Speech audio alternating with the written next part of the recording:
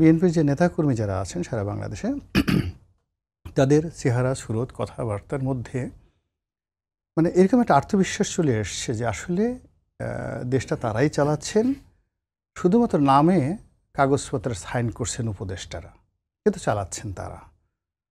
তো এই হলো পথে ঘাটে মাঠে টেকনাফ থেকে তেঁতুলিয়ার তৃণমূল পর্যায় থেকে শুরু করে একেবারে লন্ডন, আমেরিকা, দিল্লি পর্যন্ত এটাই খবর। আজকের খবর দেখলাম যে তারেক রহমান সাহেবের তাকে মোকাবেলা করার জন্য দিল্লি পাগল হয়ে গেছে, কি দৈনিক ইনকিলাবে এই ধরনের একটা রিপোর্ট আসছে। হোয়াট ডাস ইট মিন? এখানে কেন জামাতের কথা আসছে না? এখানে কেন রহিন হোসেন প্রিন্সের কথা আসছে না?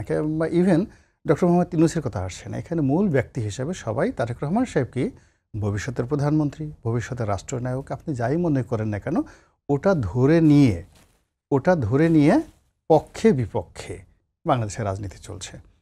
যারা এর পক্ষে আছেন তারা তারেক রহমান সাহেবকে নেতা বানানোর জন্য, রাষ্ট্রনায়ক বানানোর জন্য, প্রধানমন্ত্রী বানানোর জন্য, জীবনের একেবারে শহীদ হওয়ার জন্য জেহাদে কুল্লিয়া ঘোষণা করে ফেলেছেন।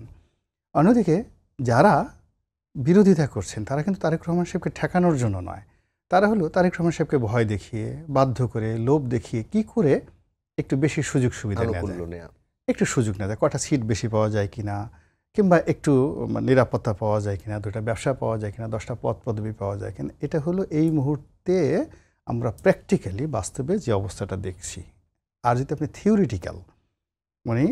থিওরিটিক্যালি ধরেন যে এখন রাজনীতি সরকার কেমন চলছে, আপনি এটাকে একটা কম্পিউটারের সঙ্গে তুলনা করতে পারেন। তো সেক্ষেত্রে পুরো হার্ডওয়্যার, একটা কম্পিউটারের যে পুরো হার্ডওয়্যার সিস্টেমটা বিএনপি। যদি সফটওয়্যার ধরেন, সফটওয়্যারের মধ্যে কিছু কিছু সফটওয়্যার জামাতের।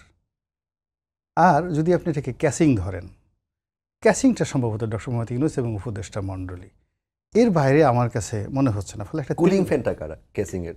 একটা কুলিং ফ্যান যারা আছে সেটা হলো, এটা আপনি নতুন একটা জিনিস বলছেন, যেহেতু হার্ডওয়্যার, তো আমি বিএনপি বলছি, এখানে কুলিং ফ্যানটাও হার্ডওয়্যারের মধ্যে পড়বে বিএনপি।